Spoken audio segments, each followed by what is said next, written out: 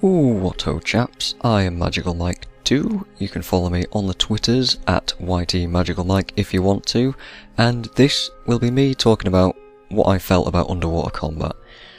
First of all, as a ranger only, so I don't really know how every other class fares, but you'll see me here using a jellyfish pet, a drake, and I think a shark. Yes. I definitely like the addition of these kind of pets. They're really cool to use, especially the shark, kicks ass. So the weapons I have available to me are the spear, which is a melee range thing, and a harpoon gun. Now the spear, which I'm using right here against this drake, feels kinda soggy, kinda wet, wimpy. I don't know, at least without having all the skills unlocked. Going into melee in water causes sort of slippery situations, and pretty much results in you struggling to stay alive and just desperately trying your hardest not to become dead. Luckily there I actually had some help, but at least where range is much safer, and it feels like the risk and reward isn't quite in balance there with the spear, so I'm not sure about it. Also, I thought I had more footage, so this might end up looping a bit.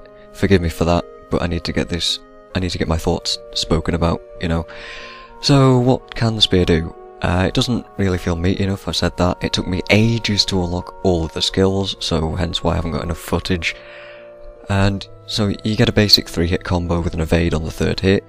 You have a whirling defense kind of skill on skill 2, which will it will block projectiles. You get a dash forwards on skill 3 with a sort of shark visual comes out of it. That looks pretty cool, I like that. And skill 4 is a block, which turns into a throw spear, which is exactly like the greatsword on skill 3.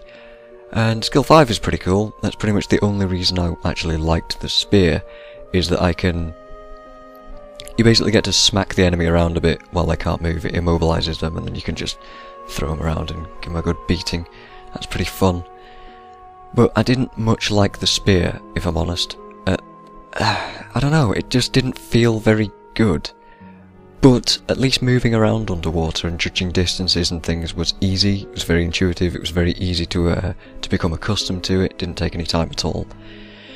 The spear, it made things harder than just using a harpoon gun, which by the way is incredibly loud, so I've muted all the sound on this video, because oh god, it's worse than a rifle. Let's see, yeah, the footage is going to loop now, unfortunately. I thought I had more, sorry, never mind. You get a basic attack, which is AoE and ranged, and it bleeds, so it already blows the spear right out of the water, just on the basic attack. Skill 2 gives you bleeding, and the further it travels, the more it bleeds. It also cripples, and it looks kinda pretty, it gives you a little coral effect. Skill 3 makes piranhas appear and causes your pet to crit more, which is pretty good. So it's keeping the animal theme even underwater, and yeah, I mentioned the pet shark earlier on. It's probably seen it by now when I was attacking the crate.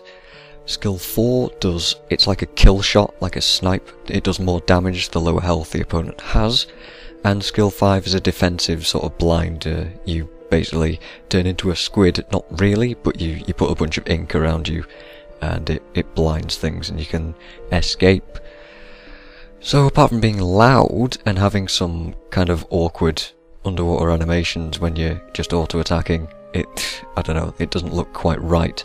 The harpoon is way better than the spear at the moment. It feels like more work should go into making the spear feel more meaty, and put the risk and reward back into it there. I don't know, I just didn't want to swap back to the spear once I tried the harpoon, so I just stuck to that. Oh, and as for getting downed, if the enemy can pull you under the surface, you're pretty much just dead, so good luck with that. I'm not liking that too much, but yeah, I guess it could work out.